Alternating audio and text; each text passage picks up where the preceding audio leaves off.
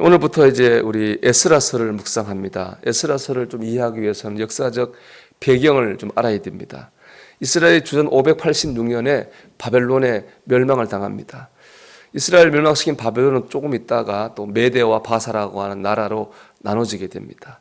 그러다가 오늘 본문에 나오는 고레스 왕 때 이 바사라는 나라가 메대를 무너뜨리고 고대 근동을 통일합니다. 아주 강력한 나라로 등장하게 됩니다. 그 바사가 바로 우리가 역사책에서 배운 페르시아입니다. 여기까지 오늘 말씀의 내용 배경입니다. 이제 페르시아의 왕이 된 고레스가 조서를 내려가지고 포로로 잡혀온 이스라엘 백성을 고향 예루살렘으로 돌아가라라고 하는 조서를 내립니다. 이 조서로 인해서 이제 예루살렘을 떠나 포로로 잡혀왔던 이스라엘 백성이 드디어 고향으로 돌아가게 되는 거죠. 바벨론의 1차 공격으로 포로가 가기 시작한 시점부터 돌아가는 시점까지 무려 70년이 이제 걸렸습니다. 중요한 것은 뭐냐? 이를 통해서 하나님이 주신 예언의 말씀이 이루어졌다는 겁니다. 우리 1절을 한번 읽어볼까요? 바사왕 고레스 원년에 여호와께서 예레미야의 입을 통하여 하신 말씀을 이루게 하시려고 바사왕 고레스의 마음을 감동시켰음에 그가 온 나라에 공포도 하고 조소도 내려 이르되 아멘. 이스라엘의 멸망을 예언했던 선자 예레미야는 멸망만 예언한 게 아니라 회복도 예언했습니다. 70년 뒤에 이스라엘이 회복되고 포로가 돌아올 거라고 하고 하나님 말씀하셨다라고 그렇게 전하는 거죠. 근데 그 하나님의 말씀이 역사 속에서 그대로 이루어진 것입니다. 이때가 인간의 역사라고 보면은 주전 538년인데요. 지금 이집트의 아스완 댐에 보면은 그 섬이 하나 있습니다. 엘리펀타이나 섬인데 그 섬에서 그 당시에 고고학적인 자료가 발견됐는데 이 사실이 그대로 기록이 되어 있습니다. 또 이스라엘 북쪽의 사마리아에도 보면은 그 동굴에서 똑같이 자료가 발견된 똑같이 이 사실이 그대로 역사적 사실로 기록되어 있습니다. 즉 하나님의 말씀은 역사 속에서 꼭 이루어집니다. 이것이 오늘 본문에서 우리가 꼭 붙들어야 될 하나님의 음성입니다. 하나님의 말씀은 그저 우리에게 마음의 위로나 평안을 주는 말씀만 되는 거 아닙니다. 이 성경책은 마음을 닦는 마음 수양서가 아닙니다. 여기 적힌 하나님의 말씀은 이 세상 가운데서 꼭 이루어집니다. 70년 전에 포로로 끌려갈 때 그들이 하나님 말씀대로 다시 70년 뒤에 돌아올 거라고 생각이나 했겠습니까? 그렇지만 하나님 말씀이 그대로 이루어지지 않았습니까? 하나님의 말씀은 꼭 이루어집니다. 우리가 하나님의 말씀을 붙들고 나갈 때 말씀의 능력으로 우리의 삶의 문제가 해결되어지고 우리 영혼이 구원을 받게 될 줄로 믿습니다.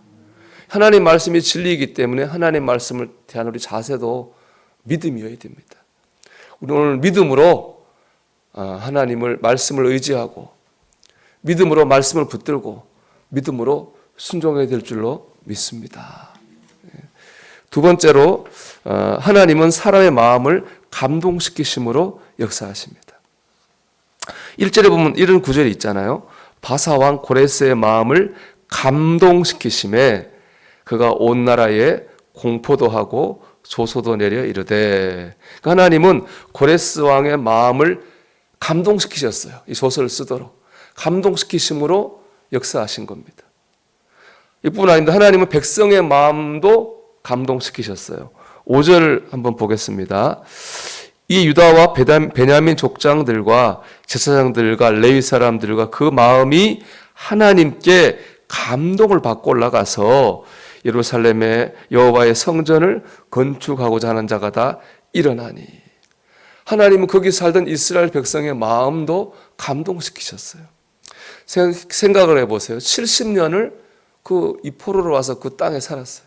70년을 3대입니다. 3대. 할아버지, 아버지, 손자. 3대 거기 살았으면 이미 거기 적응이 끝난 겁니다. 거기 뿌리를 내린 거예요. 거기 이제 생활의 기반이 다 있는 거예요. 근데 그걸 다 버리고 어떻게 될지 되어 있는지도 모르는 고향, 할아버지의 고향, 아버지의 고향으로 모든 걸 내던지고 다시 돌아간다? 쉬운 일이 아니에요. 용기가 필요하고 결단이 필요한 일입니다. 그런데 그들은 결단을 했어요. 다 내버리고 예루살렘으로 가 성전을 건축해야 되겠다. 영적 비전을 가지고 앞으로 나아가는 결단을 합니다. 어떻게 그게 가능했겠습니까? 오늘 말씀처럼 하나님께서 그들의 마음을 감동시키셨기 때문입니다.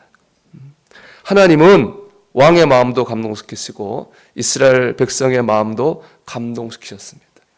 그들의 마음을 감동시키심으로 하나님의 뜻을 이 땅에서 이루셨습니다. 하나님은 마음을 감동시키는 분입니다. 여러분 가정에서, 직장에서, 또 사업장에서 여러분 기도하고 있는 제목이 있습니까? 오늘 말씀을 생각하면서 그 같이 일하는 같은 가족들의, 일하는 동료들의 마음을 감동시켜 달라고 기도하십시오.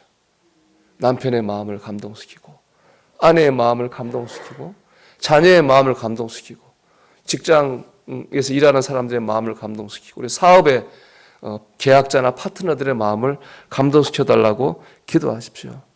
하나님께서 그들의 마음을 감동시키셔서 하나님의 뜻을 이루어 주시옵소서.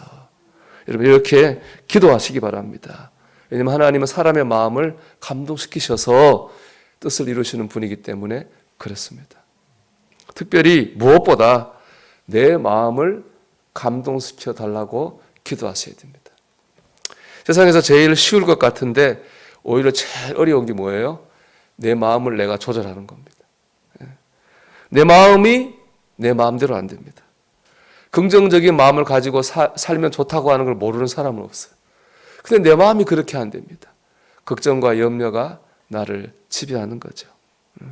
좀 가족들에게 따뜻한 마음으로 대해야 되겠다.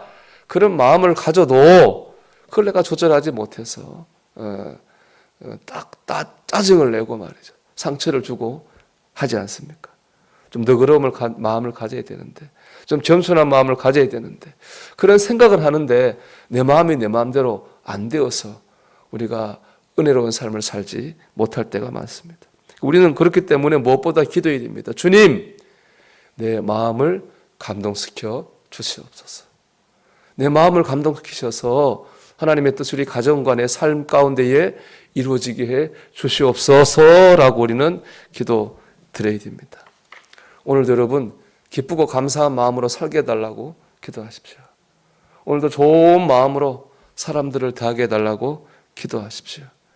내 삶을 통해서 하나님의 영광을 드러내는 삶을 살게 해달라고 마음을 움직여달라고 기도하시기 바랍니다. 그럴 때 하나님의 말씀이 우리 안에 꼭 이루어질 줄 믿습니다. 우리를 통해서 우리의 삶의 지경에 이루어질 줄 믿습니다. 하나님의 말씀의 역사를 믿고 하나님께 우리 마음을 움직여달라고 우리 기도할 수 있는 순간순간 의지할 수 있는 저와 여러분이 되시기를 주님의 이름으로 축원합니다.